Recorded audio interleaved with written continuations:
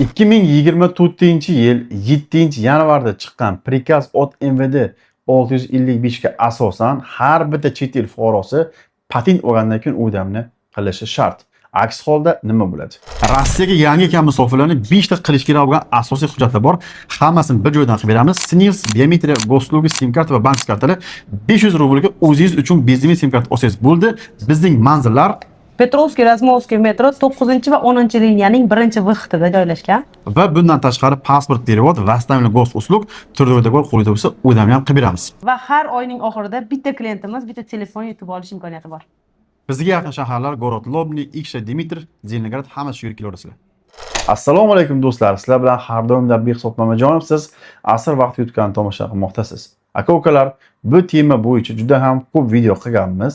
Oxirgi vaqtlarda mana shu ma'lumotlar bizga kelib tushib, patentini kuydirgan odamlar ko'p bo'lganligi sababli ushbu videoni yozishga qaror qildik. Kanalga yangi bo'lsangiz obuna bo'ling, ushbu videoga like bosib, tarqatib qo'ying va oxirida o'zingiz fikringizni kommentariyga yozib keting. Do'stlar, 2024-yil 7-yanvarda chiqqan qaror asosan prikaz ot MVD 655 deyiladi. Har bitta chet el fuqarosi patent olgandan keyin rovna 2 oy ichida ishxonadan dogovorni olib turib o'damni qilish kerak. Uni qilmasa patenti kuyib ketadi. Hozir men sizga shu akalarimizdan bittasi bilan bo'lgan telefon orqali muloqotni qo'yib beraman, eshitib ko'ring. Moskva va oblastdan Grensiya chiqmoqchi bo'lsalaring, Orifjon akaga murojaat qila olasizlar. Mana komfort mashinalar odamlar jo'nab ketishyapti. Sizlar ham sog'-salomat xudo xolsa borib kelasizlar. Ekranda nomlarga bemalol telefon qilishlaringiz mumkin. Yo'q, katta kompaniyami? Yo'q, katta kompaniya emas edi, bilmayman. Bu qonabeyda pechat dedim, berdirib beribdi, pechat yo'q dedim, qo'li turib dedim, pechat yo'q. Men uni qanaqa qilib dedim, agar o'tmaydi, topshira olmayman. Bu to'g'risida chiqishim shart emas. Bo'lsa oldimdan endi bir qadam chiqaman degan yerimda mana endi kecha kuni mana unaqa xabar kelib, mana endi yasam buzim chiqib o'tiribman. Siz menga 7-may 2025-yildan telefon qilib yozar ekanda, siz nima uchun shu vaqtgacha so'ramadingiz?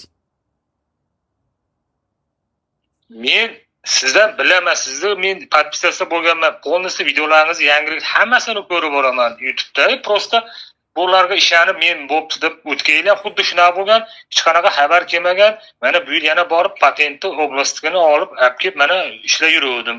Endi kecha kuni shunaqa xabar kelib o'tiribdi. Yo bana bilan o'shanga u Aminadan kelyapti turgan mana xabar kelyapti-ku, ya'ni GB13 dan boshlab nima xabar u o'shani?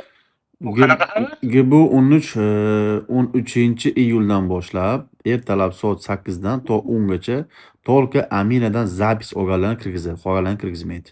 Qolganlar undan keyin kiradi. Zapis borganlar. Kecha shunga ham telefon qilsak, o'zlarga emas, patentingiz bormi yo onlayn ochirib olganmiz? Men patentim bor, patent bilan ishlayman. Men ancha bo'ldi kelganimga desam, ha, unda bo'lsa sizga emas deb kecha ham ishonmasdan telefon qilib so'radim. Goslugaga keyin Gmail'imga pochta bo'lib xabar keldi-da, keyin patent aranmaydi. Shuni oblastda shu nimasi kodi 50 nima patentim nomeri data sheet shu hammasi правильно bo'lib qarasam shunaqa xabar turibdi. Keyin shunga bilardi men o'tiribman hozir. Nima qilish kerak endi bezajon endi uchun. Sizni ishxonangiz qo'yaver deganda qilma degan, to'g'rimi? Basi chiqishim shartmi aytdim. Men предупреждение aytdim. O dedim, patentni analog ketsa dedim, qarab tur dedim. Bu kopeyka bo'lib qoladi, men keyin biznes bo'ladi, dokumentim kuyadi deb ogohlantirdim. Berdirib beribdi. Arabchadan berdirib bergan ekan, xonibeyda pechat, men dedim, pechatsiz topshira olmayman-ku, pechat bo'lmasa olmaydi-ku, infisi buni qabul qilmaydi deb men ogohlantirsam, ular o'tgan yilgi patentimga yana dogovorimni cho'zib qo'ygan ekan. Men birinchi e'tibor bermagan ekanman. Turdim, bunday qarasam o'tgan yilgi shaharda patentini nomeri dedim, bu bo'lmaydi-ki, yangidan patentimni tashladim firmaga. Ular ki boshqalardan o'sha yangi patentim bo'yicha turdi qog'ozimni chiqarib olib keldi. Prosta direktorning qo'lida pechat yo'q. Pechat dedim, nima qilmay ular naligi soliq to'lashdan, davlatga soliq to'lashdan nelegalni chap taraflama ular o'zlaricha biz ag'in xalq qo'yganmiz, ko'ngli xotirjam bo'lsin, sen ofitsiant ishlayapsan desa, ha dedim, ammo men ko'nglim xijil bo'ldi deb turib, men shu petgacha kartaga tushardimi oylik yo'qmidi? Kartaga tushadi. Постоянно расчёты, avans расчёты hammasi ofitsiant kartaga tushadi. Men qo'lgandan hech qolmaydi. Kartaga tushadigan bo'lsa aka, ular ofitsiant qilgan hamma narsani, faqat ular bilmaydiki, patentni olgandan keyin 2 oy ichida dogovor ular beradi-yu, misolman jo'natish kerak-a. Bir meni ishga kirdi, 3 kun ichida beradi. Siz jo'natishsiz kerakni ular bilmagan ular. Prikaz от MVD 655 07 2024 da chiqqan prikaz. Shu bo'yicha siz olasiz-ku dogovorni qo'lingizga. Dars jo'natishingiz kerak bo'ladi. Bu tema to'g'risi qancha video chiqarib kelamiz?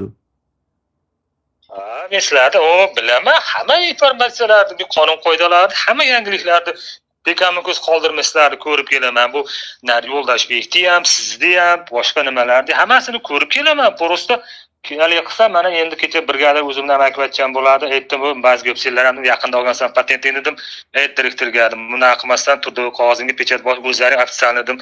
Borib topshirib dedim, turdi endi haligi qilib olgan, kirgizdirib olgan goslusluganga. Yetidan keyin dedim, haligi bizning gosluslugada turdi dogovor chiqmaydi-da, menda yo'q. Misoldan. Nechta odam bor kompaniyada aka? Kompaniyada hozir dokumenti borlar, endi gideti bilmayman, hozir bir 5-6 ta xolos, qolganlari biz dokumentdan bor ichimizda. Ana shuni hisobiga-da patentni olgandan keyin o'damni qilish kerak. Dogovor berdim ishxona, bo'ldi, ishxonaning nimasi tugadi. Endi ular bilmaganda jo'natish kerak buni. Shuni qilganmi, qilmaganmi deb o'shani ertalab aytdimki, endi telefonga dedim, mana nimanga dedim, kontoraga telefon qilib so'rachi dedim, uni dedim, Katya dedim, qilganmi, qilmaganmi. O'shani dedim, mana dedim, bu begona bu xabar kelmaydi, mana endi o'chmayapti. Men uni arxivga chiqarib olib qo'ydim, mana u nimadan, Goslugani arxivga chiqarib qo'ydim. Uni o'chirib bo'lmaydi, u xabar o'chmay turadi endi. Tushunasiz, qarang, sizni ishxonangiz dogovor bergan to'g'ri.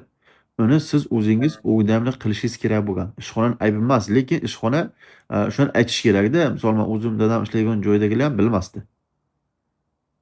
Tushunarsamda, bir xillar biladi, bir xil bilmaydi. Shuni hisobiga buni обязательно qilish kerak. Ishxonani 100% aybdor demaymiz. Endi balki ular o'qimagan shu zakonni. 5 ta 10 ta odam bilgan bo'lsa, ular adil kadr bor yo'q, Xudoning o'zi biladi. Dogovor qilib berdim, tamom. Siz olib dalcha o'ydanni qilishingiz kerak. Hozir endi dalsh sizga patent annulen bo'lgan bo'lsa, to reyestrga tushguningizcha ishlashingiz mumkin. Siz ishlab qolgan taqdirda men bilmayman, ko'rganim yo'q deysiz, misol uchun. Keyin chiqib ketasiz, qachon annulirum bo'lgan data tamom bo'lsa, ya'niki keyingi mana shu vaqtda, bugun mana 13 mi? Sizga 12 da kelgan misol, 12-iyul 2027-yilda kirib kelib topshirsangiz bo'ladi. Undan oldin kirish vaqti iloji yo'q. To есть siz qila olmaysiz, patent bermaydi. Patent bermaydi.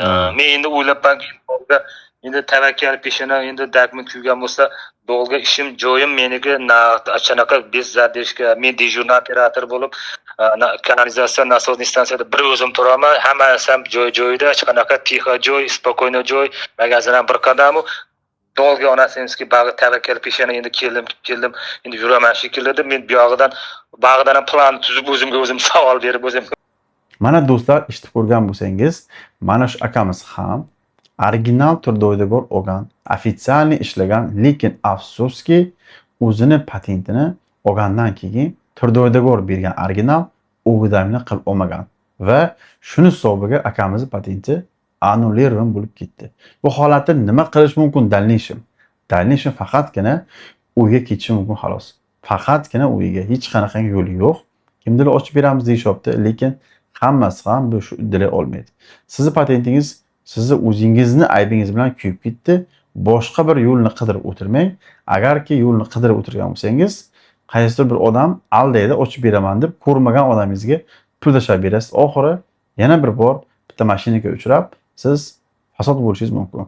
Do'stlar, biz har doim sizlarga foydali bo'lgan ma'lumotlarni chiqarib kelmoqdamiz. Shu videoga ham albatta like bosib tarqatib qo'ying. Va videoning oxirida o'zim foydali bo'lgan reklamalarni aytmoqchiman. Bular nimalar? Sinis, Biometria, Goslug, SIM karta, bank karta hammasi bir joyda. Metro Tulskiy 2-vaqt, Petrovskiy Razmovskiy 1-vaqt. Va Rossiyaga kelib o'qishga kirmoqchi bo'lganlarga Hamkor konsalting tashkil etib qo'ydik. Pastga nomini qoldirib telefon qilishingiz mumkin. Ishonchli chegaraga kirdi chiqdi xizmati kerak bo'lsa, pastga nomini aloqa chiqishingiz mumkin. Har doim sizlarga xizmatda. Va ishonchli aviabilet kerak bo'lsa, pastga nomini aloqa chiqib olasiz. Metro Kankova 6-liniya 3-vaqt yo'lda chiqqan aviakassasi. Chigarlar sog' omon bo'linglar, o'zlaringni ehtiyot qilinglar.